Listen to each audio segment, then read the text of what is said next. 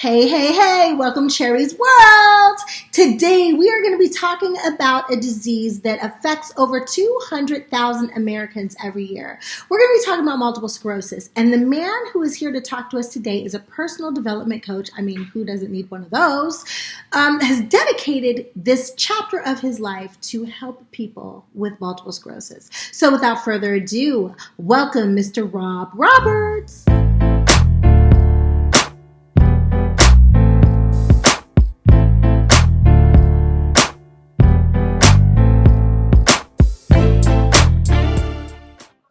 I've already done your intro. Let's just run into it. Okay. So, Rob, can you tell me, personal development coach?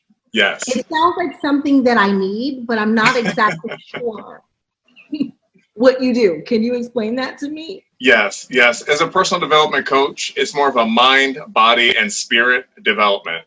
A lot of times we focus just on the cognitive or just on the physical, or maybe just on the spiritual. But when you understand that you have to be harmonious, you have to have mind, body, and spirit. When you're all in alignment, now you're finally in a harmonious state, which allows you to live peace within yourself.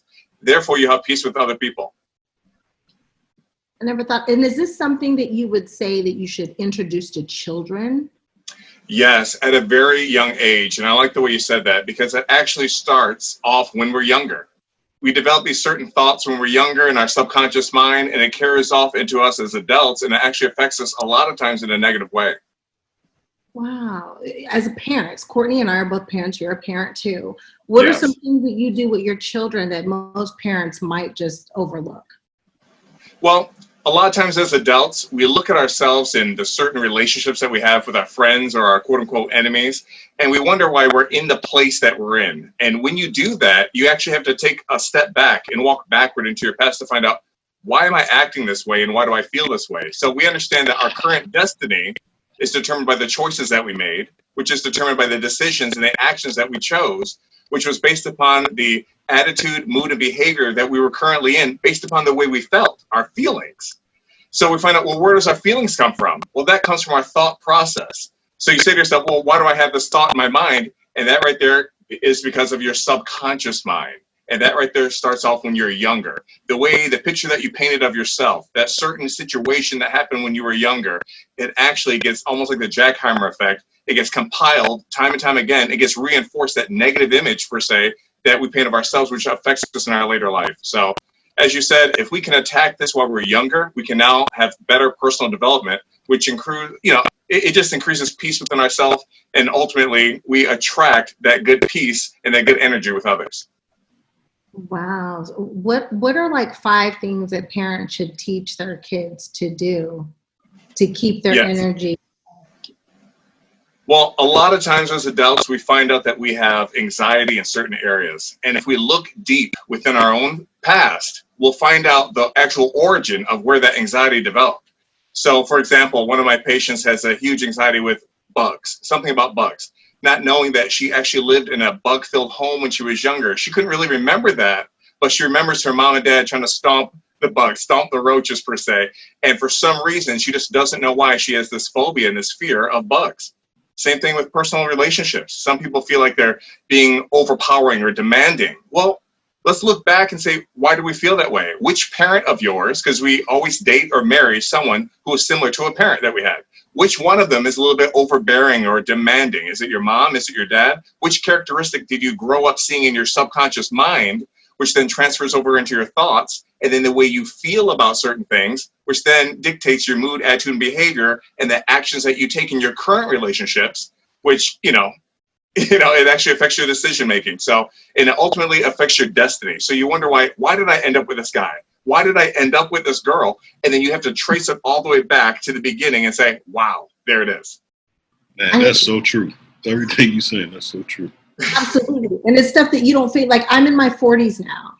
Yes. And I think it took me until I got to my 40s to figure out my deep-rooted issues and where they stem from.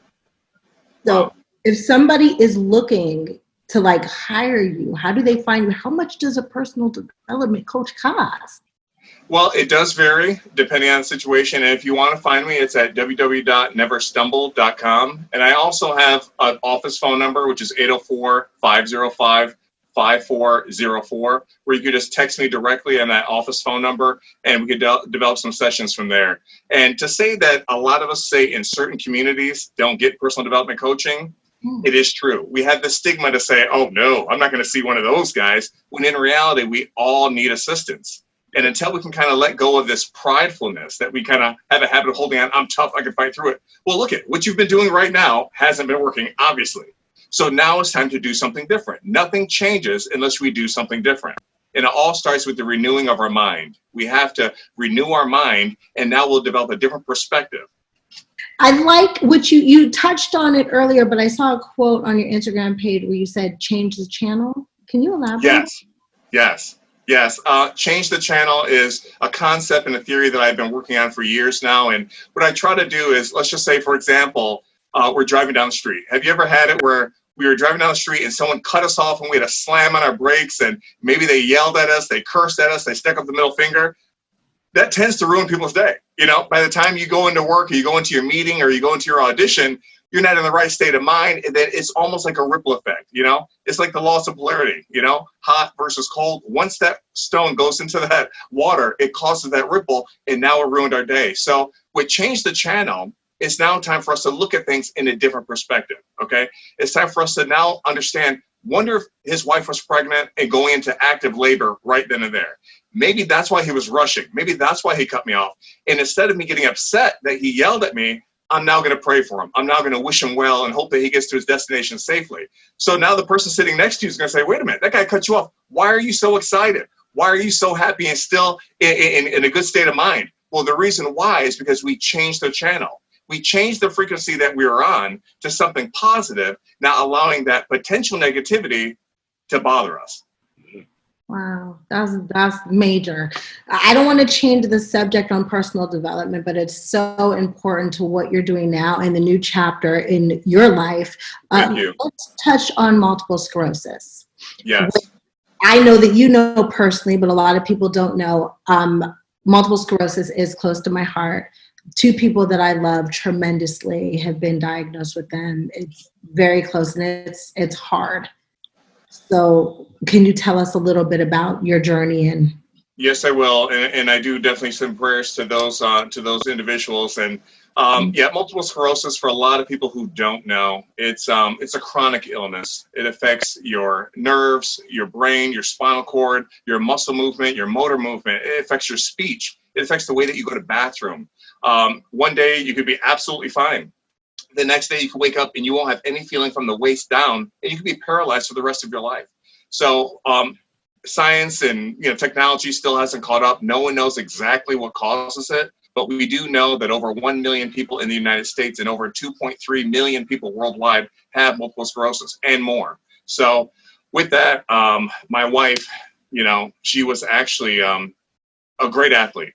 2005, I met her. It was absolutely amazing.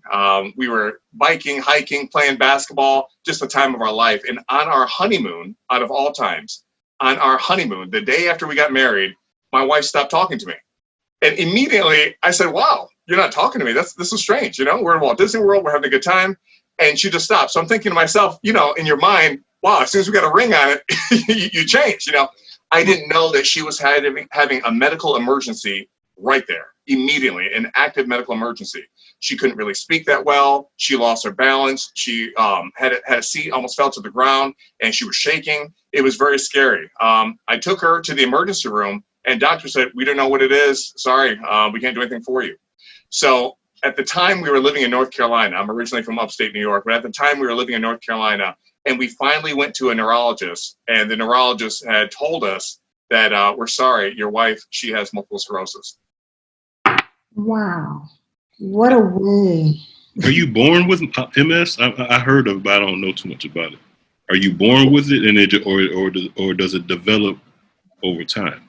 Exactly. Right now, no one knows for sure. Some people think that it could be a trait. Some people say it's developed over time. Some people say it's through exterior things such as pollution or food or genetics. No one actually knows right now. And that's a really good question, because right now neurologists, they still don't know.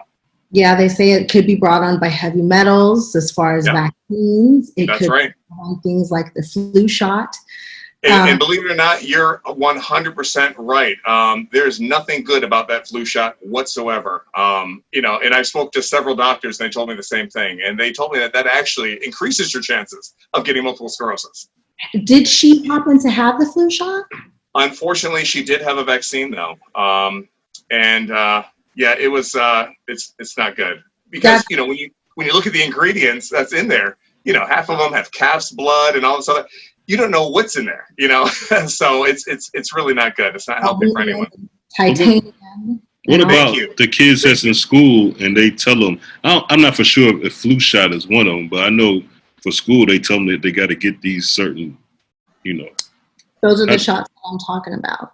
Yeah. So imagine someone telling you that you have to put some poison into your child's body. You have to put some metal, some animal blood, something into your child's body. No. I mean, it's up to us if we want to sit there and say to yourself, yeah, here's my child's arm, Aborted fetus. Thank you. Exactly. All kind of You're things. 100% right. And we don't know what's in there. We don't know what's in there, but we're willing to just sacrifice a child's arm because someone wearing a white coat told us to. And that's not good. Your child's looking at you wondering why. The problem with vaccines is we really don't know what it will do to you for 10 years. It takes 10 years to go through trials of a vaccine to see how it's going to affect you. Thank you. So imagine doing a rush job, and you're rushing something that's going to stay in your cells, stay in your bloodstream, circulate through your heart, circulate through your brain. How does it interact with, with different parts of your body, through your neurological system, through your body? It's impossible to tell. So to have tests and someone say it did this, who's saying it did that? Someone who wants to sell you the product, so you don't know for sure. Mm-hmm. What a lot of people don't realize, and I don't know the correct figures, but I will find out before Courtney edits this episode, doctors are paid when they vaccinate people. And if children are half vaccinated, they get one fee, but they get even more when children go through and they get all the vaccinations. Now, I am not a doctor. I am not saying that vaccines are bad, but what I am saying is they need to be tested more, and there's no reason for a lot of the ingredients that are in there to be in there. Yeah, and I like what you said too, though. I mean, think about it. If you go to a corner store and you want to buy a hot ball, remember when you're little, those little candies, little Tootsie Roll, those single little candies, that was 4 or 5 cents just for the single candy, maybe 2 cents if you had a good corner store. So imagine a vaccine that someone's giving you and it's absolutely free, and it's been on the shelf for I don't know how long, and it's absolutely free. What's in there? If it's so scientific and it's going to help you so much, who do you know is going to give you anything that's free? Nobody. So that's why we talk about changing the channel. I want people to actually think outside of the box. We have to look at things such as the Tuskegee experiments, such as other areas, and say, let's think outside the box. Why are you trying to create this image in my mind that this thing is going to help me? Why? What is your motive? And that's why I want to encourage everyone. Whenever anyone speaks to you for any reason at any time, consider the source. Why are you telling me this? It's like a commercial. A commercial only comes on for one reason, and that is to persuade you to think a certain way. All right, so a television show, a news program, a report that comes out. Oh, a report said, how do you know it said that? So it's out there to persuade you to think a certain way. And instead of us getting programmed, we need to learn to change the frequency and say, hey, you know what? Let me think for myself from now on. Let me create for myself. Let me stop relying on this other source. Let me stop relying on this other person for my information. Absolutely. Self-thinking. It's actually amazing. I had the rare opportunity to work in every level of government, from local law enforcement to county to state to regional and federal. And the one thing I learned in there is just because you're wearing a badge doesn't mean that you're a good guy. And just because you're wearing handcuffs doesn't mean you're a bad guy. Yeah. All right. Imagine the poor guy who's sitting there wondering who God is, and he's serving 25 years to life for a conspiracy charge, a crime that he never committed, but someone believes he did. You see what I'm saying? So who am I as a so-called Christian or a Jesus follower to judge this individual and say, hey, you're a piece of trash, you're a bad guy, when in reality, I'm no better than he is in any ways. But by the grace of God, through the own personal experiences, just like you, that I've been through, it taught me to not be judgmental, to not judge someone. Wow, you're talking about law enforcement. I'm sorry, Courtney. I just have to ask you. You know, I have a sister who's a cop and a brother who's my uncle's a cop. I come from a cop family. I am afraid of cops. I've had my own run-in South Carolina. I will never go to South Carolina again. They ain't even got to worry about me. But how do you feel you were an officer yourself or working for law enforcement on every level? How do you feel about what you see and what's going on and those bad apples? Yes, it's very disheartening. And it's more than just bad apples. I hear everyone all the time say, oh, there's only a couple of them. Well, there's a lot more than a couple. And thank God for modern technology so we can actually see what's happening. But yeah, what's happening right now, it's unfortunate because this has been happening. It's not anything new. I know for a lot of people who are not Black, they don't understand exactly what's going on. And, they think that, just a big explosion just happened. This has been built up for centuries. You see what I'm saying? For centuries. From the first police actually being developed as slave catchers. You see what I'm saying? They were out there catching runaway slaves. That's it. And if you look at the 13th Amendment in the Constitution, that will tell you something right there. Okay. So slavery is abolished, except for what? If you're charged with a crime. So, we're still living off of that same Jim Crow theory. Now, there are some amazing law enforcement personnel out there who do a great job every single day. White, Black, Latino. I mean, these guys are awesome. These women are amazing, and they make our life better. Because think about it. After you call on God for help, what do? You don't call Ghostbusters, you call the police, So you expect them to have that level of integrity, that level of professionalism. So you're absolutely right. It's really unfortunate, the fact that we do have these people who had these bias, this racist behavior. But I want you to think about what we talked about earlier. Where did they get this from? They didn't just wake up in the morning. You see what I'm saying? We're looking at why did they commit this particular action? Why? Because of the way they felt, based upon their mood, attitude, behavior, based upon what? Their thought process. And that is based upon what? Their subconscious. So who raised them up to believe what they believe and to feel like they're above someone else just because they're wearing a badge? Or who raised them up to be that racist or that prejudiced? Who raised them up? I'll tell you a quick story. I walked in Thomasville, North Carolina years ago. I was going to go visit my parents. They moved down from New York to North Carolina. And I wanted to surprise my mother and just get her a couple of dollars out of the bank. I walk in and I was immediately ID'd. Hey, sir, do you have a Bank of America card here? Sir, are you sure you bank here? So I showed him my card. And they said, sir, let me see your driver's license. I said, no, thank you. That quick, I look outside, and this happened in 2006. A woman was outside taking my tag number down and recorded my tag and looking through my vehicle with her hands cupped against the window. Wow. So I said, oh, okay. It's one of those kind of things. I finally looked in the bank and I realized I was the only brown person in the room. You see what I'm saying? People were clutching their purse. They were standing 5 feet away. Now, they didn't know that I worked for North Carolina and I was on a fugitive unit. Okay, they didn't know that. I had badge and all that stuff. But they just assumed that I was some kind of a gangster or hoodlum because I was Black in that particular all-white area. So to make a long story short, I got approached by the bank director. I'll never forget his name, Jamie Staple. I'll never forget him. He wrote me a nice little letter. He told me, he said, listen, I apologize for what happened earlier today, but I have a problem. I said, well, what is it? At this point, I'm actually fed up, okay? I'm 6'2", 240 pounds. I'm trained in martial arts. I'm just ready to express myself in a way I shouldn't. But he says, do you see her over there? A white female. 5'4", blonde hair, blue eyes, with a baseball cap on. He told me that she just gave a counterfeit check. He believes that she has a weapon and she might try to rob us. So now I had a decision to make. Do I go ahead and help out these people who I believe are racist? Yeah. Or do I go ahead and take action and actually help everyone just in case things get a little crazy? So I decided to do what I believe God wanted me to do, and I approached her. And it's like a fight. You're either all the way in or all the way out. So I got as close as I could to her. I showed her my ID. I said, my name's Officer Roberts. I understand you're trying to rob the bank today. She immediately got aggressive. I took her to the ground, put handcuffs on her. The local police came down and put guns to my head, threatening to shoot and kill me. So we fast forward. I'm at another bank.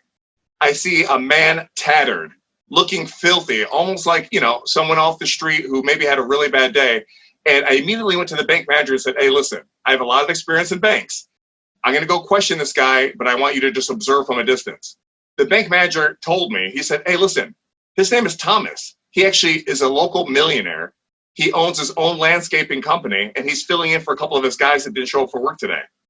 So immediately right then I realized we are all prejudiced. Some of us are racist, but we are all prejudiced to prejudge someone based upon our own preconceived notion, based upon the way they look or a past experience. So I urge my white brothers and sisters out there to realize, yes, we are all prejudiced. It's a protective mechanism that every single person has. A person who says they're not, they're lying. But when you have that internal bias, okay, in your subconscious mind and that hatred, now you become a racist. So that's why we kind of have to check our emotions at the door and find out exactly where do we stand. We have to look at these emotional, I call them trip lines, right? To find out where is it that we stand and how do we feel and why do we feel this way? And that's the reason why I study the human brain. Why do we feel the way that we feel? And that right there will dictate the action that you take. That is so crazy. I had an experience at the bank as well. I walked in the bank. I had a check. It was a $25,000 check, and it was from Warner Brothers. And I just wanted to deposit some of it and get some of it back. And literally, they set me down. They would not help me at the counter. They told me I had to go sit down. They called the police because they wanted to know where I got this check from. Unbelievable. Unbelievable. So you look at that systemic racism. Why would you call the police? Would you call the police if I was white? Would you call it if I was Latina? Why would you call the police? I have no idea. But you know what? It helped. A man who walked in the bank, like right after they were calling the police, was a millionaire. And I handed him my phone and I said, can you do me a favor? If they take me to jail, because I think I'm about to act an asshole, can you call my mom? And he told the police when the police walked in, if this little girl goes to jail, I'm withdrawing all my money today. Good. They did not do it. Thank God for that man who I'd never met in my life. But like I hadn't done anything wrong. Wow. It was that check. I was just trying to put it in the bank. Long story short, I ain't with that bank no more. But it happens so often. It does. I'm asking you because you're a development coach. I see these women now walking around with their cameras and they're filming these Karens as they're being called, which is crazy because I got a black aunt named Karen, but I don't think I'm cool enough to film Karen. What can I do? I know that you're supposed to pause, rewind how you got in the situation, the whole emotional, intelligent thing to talk to yourself. Yes. But I need a reminder for the sisters who is more like me, who got no time to pull out no camera, you know what I'm saying? And film camera. How can we handle it? Because we ain't going to be able to laugh. Yeah, well, here's the thing. You remember the theory back in the day, you touch me and I'll sue? Remember people used to say that, you touch me and I'll sue? Well, now because of the state of, say, The Office, right? That's in Washington. Certain people are getting a little bit brave all of a sudden, okay? Certain people are getting a little brave. So what happens is they know that if I can make up a story and call up law enforcement, and here's the thing a lot of people don't know about law enforcement. When the call comes in, all you know is the information that you get. That's it. That's it. So if someone says you have a gun, the person's armed, someone's being attacked, that's all you know. So by pulling out the phone, you have the great equalizer. Now you're not giving them what they want. See, this individual, you have to remember, it's called consider the source. Why are they doing what they're doing? And what is the outcome that I want in this current situation? So anytime a person calls you on the phone or a person interacts with you or you're writing a letter or you're having a conversation, you have to determine before you make that phone call, what is the outcome that I'm trying to achieve in this call? What is the outcome that I'm trying to achieve in this interaction with this individual that I don't know? And I don't know what they're capable of. So everyone wants to resort to what they know is to defend themselves and to fight. But when you pull out that phone, it scares them more than you actually striking and attacking them. See, you have to remember, the enemy wants you to get into trouble. It wants you to, have a tit for tat in a story, right? But when you pull out the phone, you're now holding them accountable. And it's almost like you're pulling out a mirror. By pulling out your cell phone and recording, you are literally pulling out a mirror and allowing the individual to see themselves for who they really are. Now, when you pull that phone out, they don't like who they are. So you see a lot of them continue and you're saying to yourself, doesn't she know she's being recorded? Doesn't he know he's being, why are they still acting like that? Because now you're finding out what's in their heart. What comes out of your mouth is truly what's actually in your heart. So let's just say, for example, you meet a new friend and she says, "Oh, girl, I'm just crazy, girl. I'm a killer, girl. I'm crazy." Well, when someone says something, believe them in what they say. A lot of times they say, "Oh, she's cool." No, she just told you she's a killer and that she's crazy. So later on in your relationship, when you realize this person's crazy, they already told you. And that's why I always tell people, God will always give you a warning. He gives you a precursor of what's about to come. We already knew that this right here was about to come, and then it came. We already knew that guy that you're talking to, that young lady you're talking to, we knew that they were nuts and it's about to come. That's why I tell people, remember what God said in his word. Every relationship has to be built on a foundation. You have to have knowledge, understanding, and then wisdom. Because if it's not built on a firm foundation, I don't care how tall you build that building, it's automatically going to fall because it's built on sand. Wow. Yeah, I'm guilty. I will say, hey, I'm a little bit crazy at times, but I ain't lie. So then we ask ourselves, if I do go crazy, what is the consequence? Right? So now we're looking more at the outcome. If I give them what they want, why do they want this? If I do give them that, do I win? And the answer is no, I don't win. I don't win in that situation. I want to go back to you talking about law enforcement. Now, I've been telling people, let me tell you my background. I'm part of that union. And Cherie, unions, I know you were telling me about the actors union, but most unions that I know are very, very strong. I worked with a guy, we got transferred to Kansas City. He showed up one day, never showed back up again. They fired him and they said, you got 2 weeks after they fired him to come back. He came back, worked 2 weeks, quit. They had to bring him right back. Like that's what unions do. They protect you. They keep giving you. You're never really without a job. The police officers have a very strong union as well. Yes. And I believe that maybe a lot of them are maybe racist or whatever too. But I also believe it's the union is that the reason why they have this. I'll be blunt. I don't feel like I'm never worried about whether I'm late to work now or don't show up. I'm never worried about being fired. I'm not worried about that. So if I feel like that and my union is not as strong as theirs, I believe that you bring that ego with you to work. Like that guy, he was on that guy's neck. It's like he was looking at people like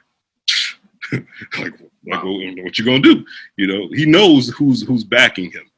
And I just want to know, since you personally have been in law enforcement, am I correct on my theory that it's mostly because of how strong the union is?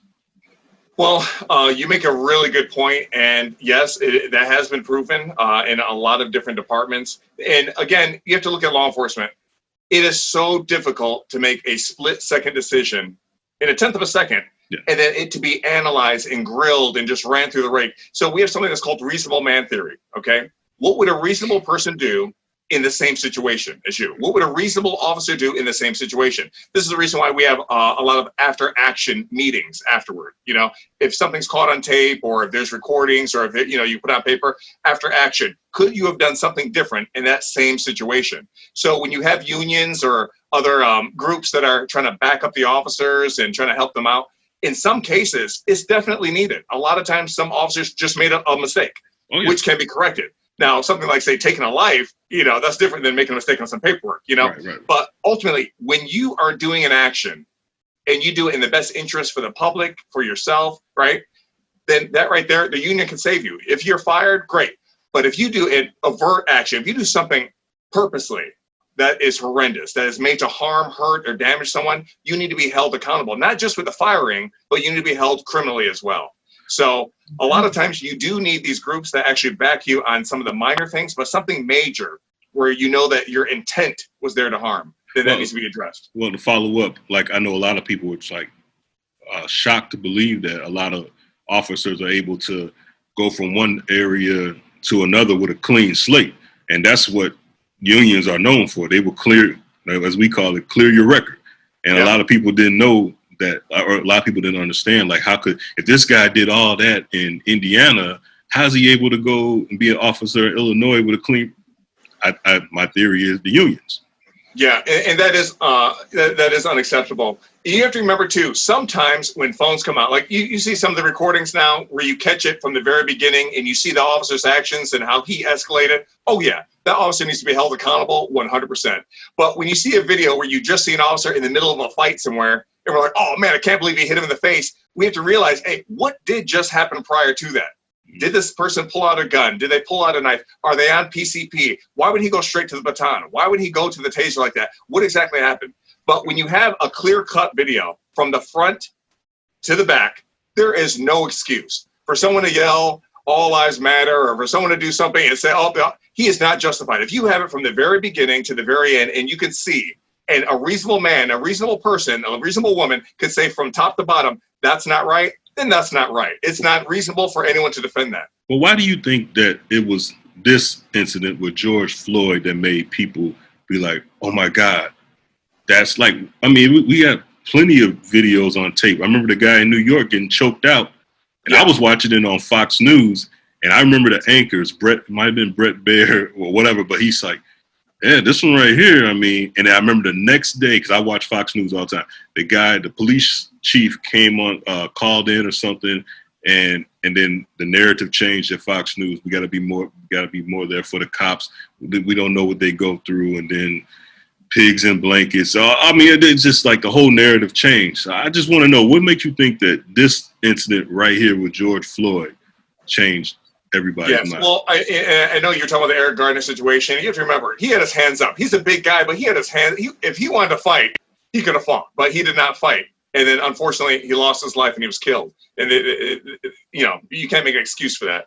Now, as far as George Floyd, there is one theory that could be true. Think about it. Why this one? And you said it yourself. Why this one? When there's so many black people being killed nationwide, worldwide, why this one? Think about, and again, we're thinking about the theory. We're looking at this action, but let's see what happened before this, the whole coronavirus situation. When people are in their home for weeks and months at a time, you have a lot of time to think. You have a lot of time to remove that veil that's been over your eyes for years. So when people have been walking by these Confederate monuments time and time again, just looking at it, but when you have time to actually now read a book and research, look online and learn about yourself and about your history, and you're already pent up from the aggravation of being confined and subdued for, in most people's minds, no apparent reason.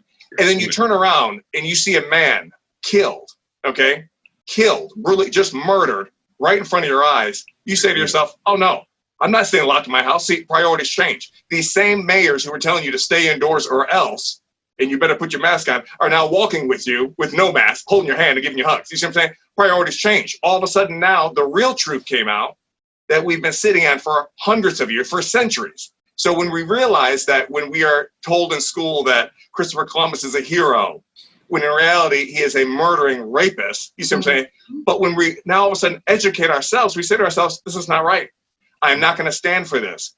And to see that brutal murder, and we've seen so many time and time again, but for us to actually have the time to stay focused. See, here's what I tell people. Your focus goes where your energy flows. Now, all of a sudden, people's focus is on something that's real.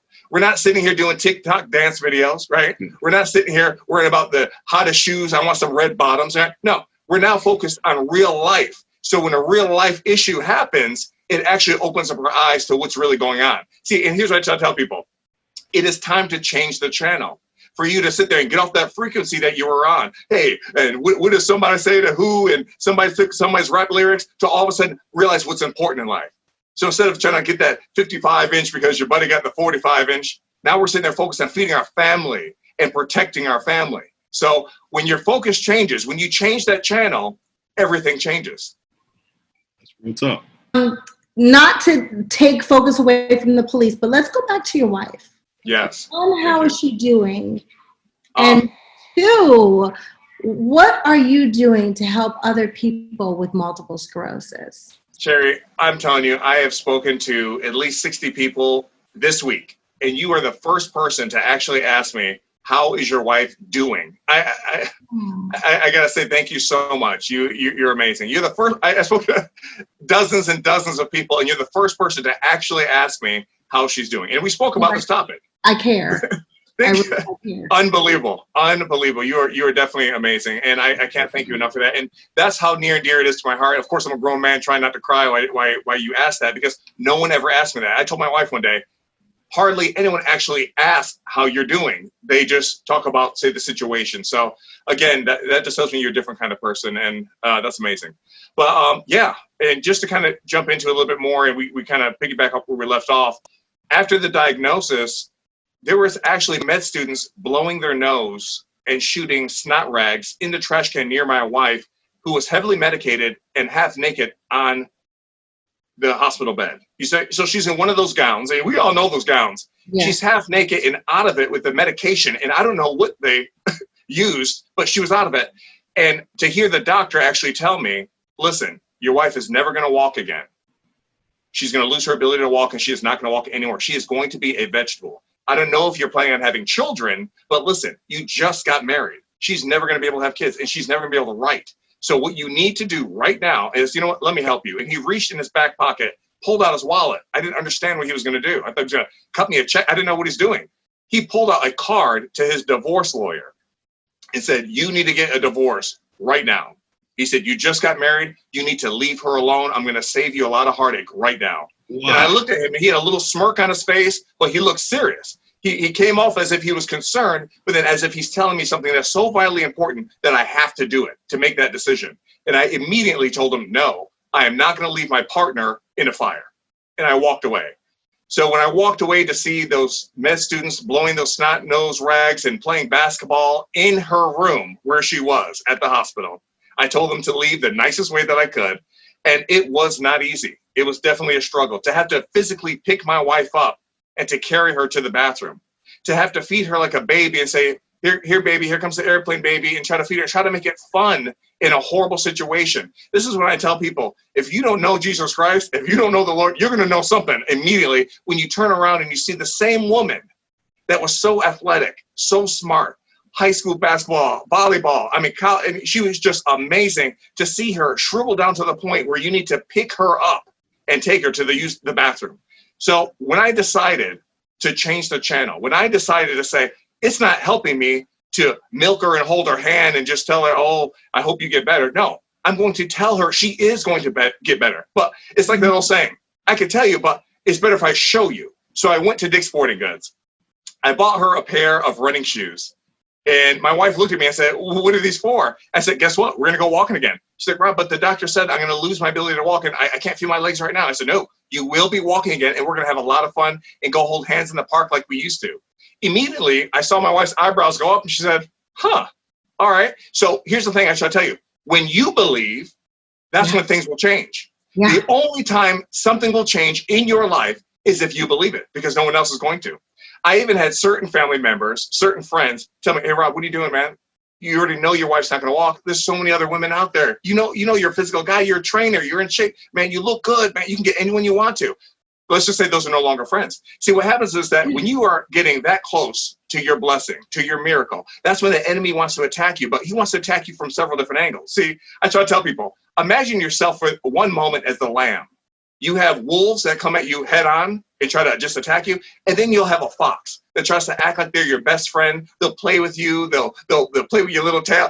They're trying to lead you to that foxhole. And then that's when they'll finally show their teeth. So you have to change the channel and choose to make a decision that you're going to win. Not only that, I went and I bought a whole bunch of toys, dinosaurs, toy trucks, and I started painting a room blue in the house.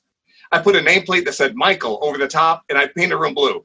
I had people look at me like I actually lost my mind. They said, Rob, you finally lost it. What are you doing?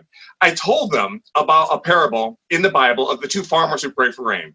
And God gave rain to the farmer who already plowed his field. So I always had these old relatives from the South. Oh, the Lord, he's going to bless me someday, somehow. Yes, he is. Yes, he is. I hear it all the time. And I look at them and I say to myself, no, he's not. God is moved by your faith. If you have faith the size of a mustard seed, then you'll move mountains. Let's just say for a podcast. There's no way in the world you can have a podcast with hundreds and hundreds of thousands of viewers if you didn't do what? Put in some work and go get it. There's no way. If you don't go take it, if you don't create, then God's not going to bless you. God can't allow you to get that acting role, that position that you want, if you don't apply.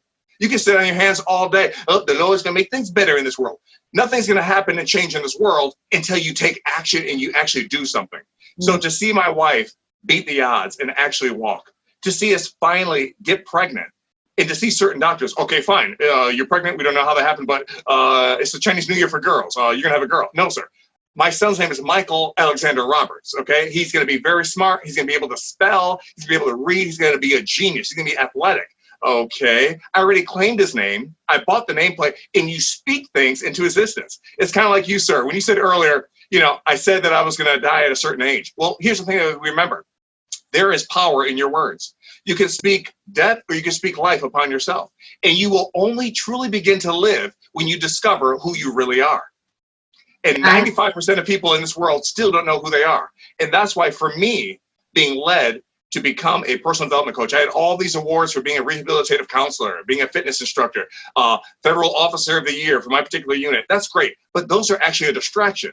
See, sometimes the enemy, he likes to use little things that he thinks that are appealing to you, right? But until, like Romans chapter 12, verse 2, don't conform to the patterns of this world, right?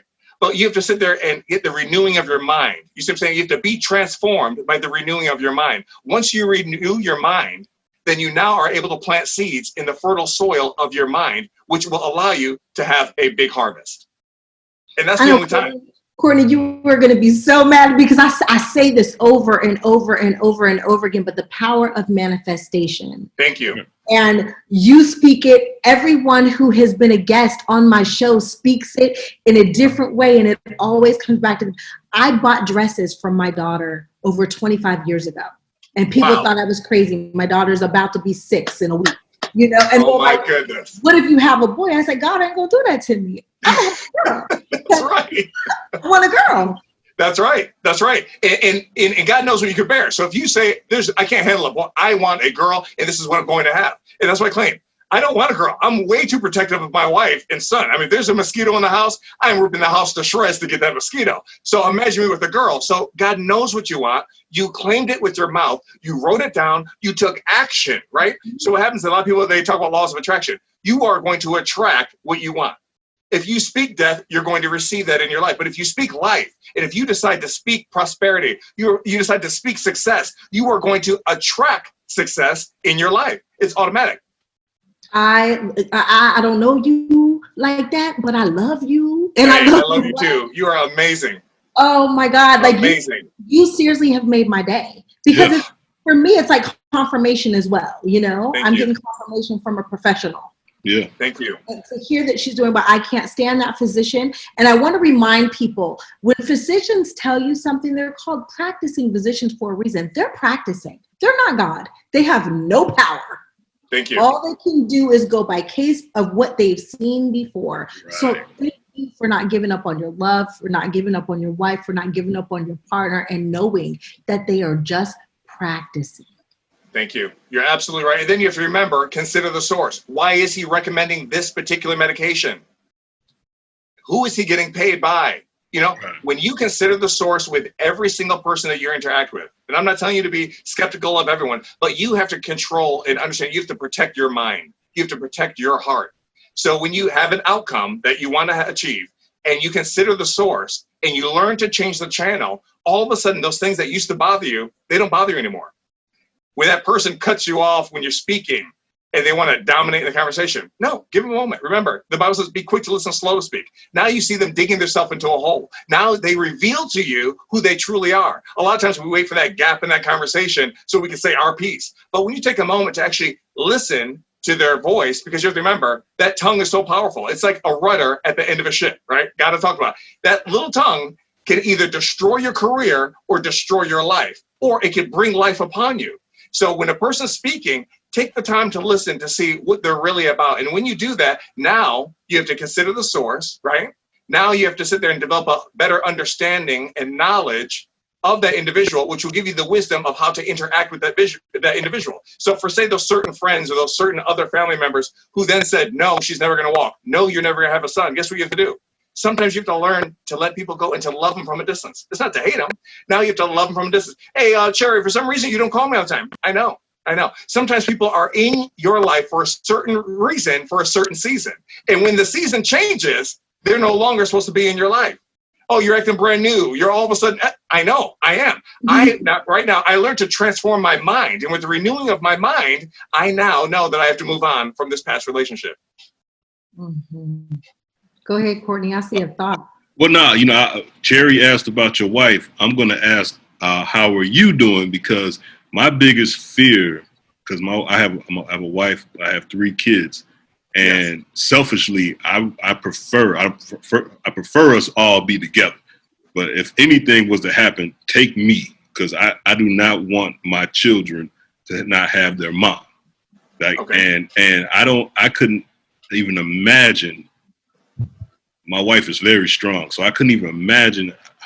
Like, how are you doing, man? Like, I could never imagine being able to look my kids and tell them that, I just don't know how you do it, man. So I just want to ask, how are you doing? Wow, thank you so much. And it's strange. You two are both asking questions that no one's ever asked me before. How's your wife doing? Wow. And how are you doing? And that right there, it just tells me that you guys are 2 different type of people in comparison to, say, some other individuals who are wonderful individuals, but it's all about our mindset where we're at. I like what you said, but then there's something that you said where you said, well, take me, because I wanted to be, well, here's the thing. We now have to look at this verbiage that we say, all right? Yeah. If we truly start listening to ourselves and say, well, why would I say take me? Why not?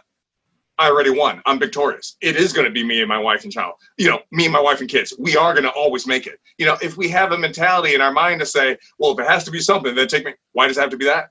I remember in law enforcement, someone would say, are you going to die for the brother next to you? Right? No, I'm not. No, I'm going to live and he's going to live. Right? So I'm sitting here with my family. Are you who's going to go first? Are you going to go and then fight for your family? No, we're all going to. Who's going to save on the cliff? Everybody's going to live. Yeah, but would you die for your family? We're all going to live. That's it. And when you say this, you are now manifesting health in your life. You're now manifesting health in your mind. But we have to be careful when we say certain things to say, where is this coming from? Where did I develop this mentality? What have I seen? What have I heard that now has me saying this now and develop this mindset? See, the beauty about a mindset is that it can change within a tenth of a second. All you need to do is literally snap your finger and manifest new ideas in your mind. And to say those old thoughts that I used to have, I'm not going to have those anymore. But in order to actually change that thought process of, oh, me versus them, or it may not be, we now have to actually jump in that DeLorean, go back in the time machine, find out where this thought originated, and we have to go to war with ourselves. So I try to tell people, there is no peace ever in this world, in your own mind, if you don't go to war. You need a little bit of violence, okay? And what I'm trying to tell you is, I used to be, I was a rehabilitative counselor and working in law enforcement, personal training. I'm a hand-to-hand combat instructor, okay? There is no peace anywhere without violence. You have to go to war with that old way of thinking. You have to go to a war with that bully in order to have peace. You can walk past him all you want to. By the time he gets done taking your milk money, now he's just taking you. You see what I'm saying? So you have to go to war with that mindset. And just like a bully, you nip it in the bud early. When you find yourself going back into these thoughts of, oh man, this and that, and literally almost wants to make your head go down because that's just the way I felt at the time. Now you have to put yourself in that place and say, no, that's a testimony. No, I survived. I'm a champion. And now you told yourself what you are. And now it spills over to your children. Now it spills over to your wife. So there is no, oh man, I don't know if I'm going to make it. You always are going to make it because you're a champion. You are always going to make it because you're a champion. I have already won. So many things that you were saying, I was repeating in my head while you were saying it. When is the book coming? Are you an author? Do you have a book? What's your Instagram? I'm actually working on a book called Change the Channel. So yeah, it's actually in the making right now. Change the channel, baby. Let me know, because Cherie's World Podcast, we're going to buy a couple. We're going to give them away. Thank you so much. Courtney, what's your Instagram again? Instagram is at Muscle to Bone Fitness on Instagram. Oh, okay. I'll send them to you, Courtney. Sir, thank you so, I can't thank you enough. I am so privileged just to be here with you. This is amazing. Amazing. Thank you. You have no idea. I'm so excited just for you. Do you Thank know you. who Ducey is? Oh, I'm sorry. What did you say? Jake Ducey. I want you to do me a favor, and I'm going to send you a little video when we get off inbox. He is a manifestation coach who you see on it doing these videos, and I say I watch them. Every time I watch them, I get money. Yes. And at first it was like a game that I would play with myself to see if this was real, but it's real. And I see you doing everything that this man has done and so much more, but on a different level, not just about money, but about healing and about Oh, the yes, I power. know him. Yes, yes, I know him. Yeah, he's amazing. Oh, yeah. Yeah, he's Yes, awesome. I see you doing that. Wow. Thank you. I see you doing those videos and going and traveling and speaking to people. And I see you selling your books at all those venues. And I see you doing those seminars. And I see people really coming to eat. And I'm not saying like, eat food, but eat That's right. from the That's right. you're giving them, because you fed me so much. Wow. Just Thank you. Yes, Thank you. So if I could just end it and just reiterate one more thing. Anytime we feel a certain way about anything, especially a person that we don't like the most, I want us literally to point our finger forward and point at them in our mind and realize that those fingers are actually pointed back at us to say, there's something about myself or about my past that this person actually reminds me of. This is the reason why I don't like them, because you truly really don't like a person. You don't like that action. You see what I'm saying? And that's where we need to differentiate. It's not liking this individual because they did something. You don't like the action, or you don't like the fact that they remind you of a situation that happened in your past. So when you see a person, oh, she reminds me of so-and-so, and then automatically you don't like this person just upon meeting him. We need to check that thought process at the door and realize our thoughts truly control our feelings, and our feelings control our attitude, mood, and behavior. And it controls our choices, our actions, and our decisions, which ultimately controls our destiny. So in order for us to be at the outcome that we want, that we see for ourselves, we now have to go to war with that old way of thinking, and now work on our personal development, mind, body, and spirit, and realize, you know what? I learned to change the channel. Once I changed the channel, I changed my old way of thinking. And when I did that, I started attracting, you see what I'm saying? People who are like-minded, and I started, now all of a sudden that negativity is not negativity. Now all of a sudden that woman who's yelling, she just had a horrible day. She could have just lost her daughter, God forbid. So I'm actually giving them grace. When you walk around with an attitude of gratitude, and you walk in grace and in the fullness of God, all of a sudden people actually look at you and say, Cherie, how come you're not upset right now? I'm just happy. And hey, I'm going to help you out here. And all of a sudden you're attracting that to you. And we don't do things just to get something back. No, we do things out of the kindness of our heart, because we always reap what you sow. You plant those seeds in fertile soil. When the right season comes, that right there is when your harvest comes. See, a lot of us are looking so much at the harvest, and that's all we want at the end of the day. We want the big harvest. But in reality, we should be focused on the seeds that we're planting each and every day. This way, now we can feel successful. See, a lot of us have this big to-do list. And I'm nothing against to-do lists, but we need to now start having an outcome list. Don't have a to-do list, have an outcome list. What is my outcome? Now what you do is, it's almost like God. God writes a story from the end to the beginning. You see what I'm saying? So when you discover what you want your outcome to be, now you have a way of chronologically working your way towards where you are, and you know exactly what to do. Now your whiteboard is specifically designed for what God's purpose is for your life. See, before, you do things on your own strength, and you wonder why you're tired at the end of the day, and you don't know what's going on. Before you know it, the alarm rang, and you're upset and frustrated. But when you know what your outcome is, every day is success. So a lot of people say, well, how are you successful? And there's a lot of different definitions of it. But you are successful when you are literally taking one step closer towards your outcome. You are successful. So let's just say, for example, Cherie, you are on Mount Everest, and someone comes up to you and says, hey, listen, it's been 5 minutes. You only went 5 feet. What's wrong with you? And you're smiling.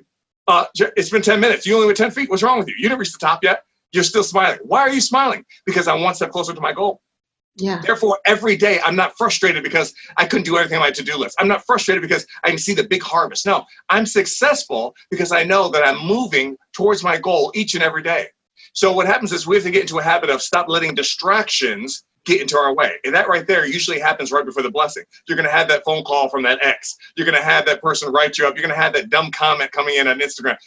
We can either, allow our energy to be focused on that, or understand that our focus goes where energy flows. And if we stay one small step at a time, one small chop on that tree, then the tree will fall. Then we know that we're successful, and we will have a positive outcome. We know that we're successful, Courtney, and we will have a positive outcome. I'm telling you, the whole time you're talking, I'm like, you're amazing. Wow. I haven't been to church since January, maybe early February, probably January. But Yes. you gave me the sermons today.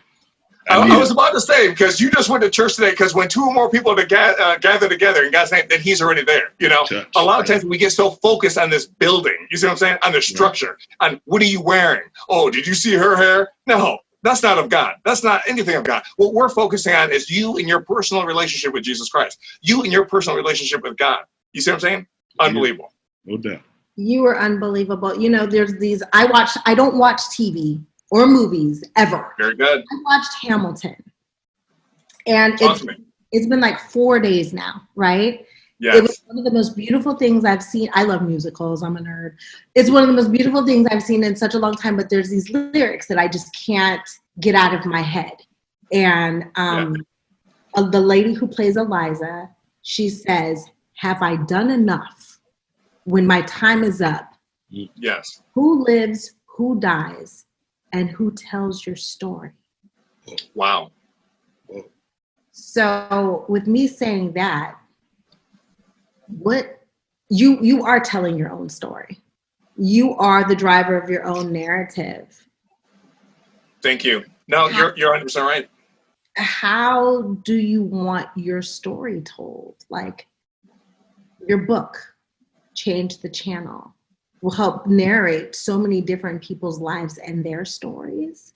Thank you. And I have to give credit to you, though. I mean, between being a successful author and all your other endeavors, you understand this theory more than millions of people on this planet. And that's why you don't watch TV, because you're being careful of what you're being programmed to think.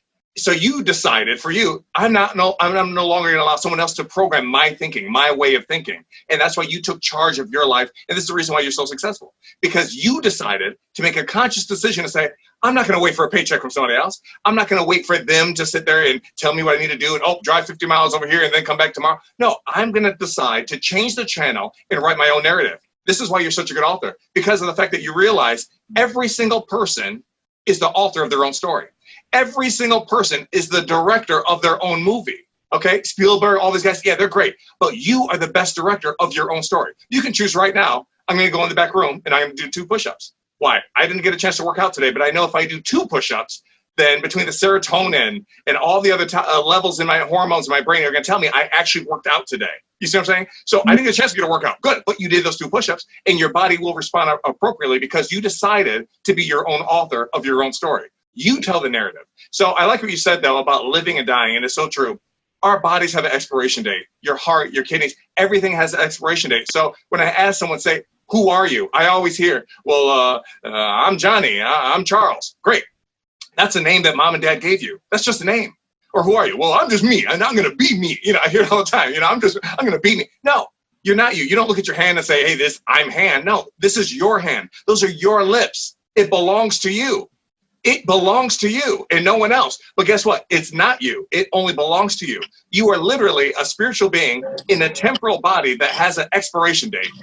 You came from somewhere and you're going somewhere. So while you're here, and just like you had said earlier, why we are here, what's our purpose? What are we focused on? What is the legacy, God forbid, when our children are laying over our coffin one day, God forbid?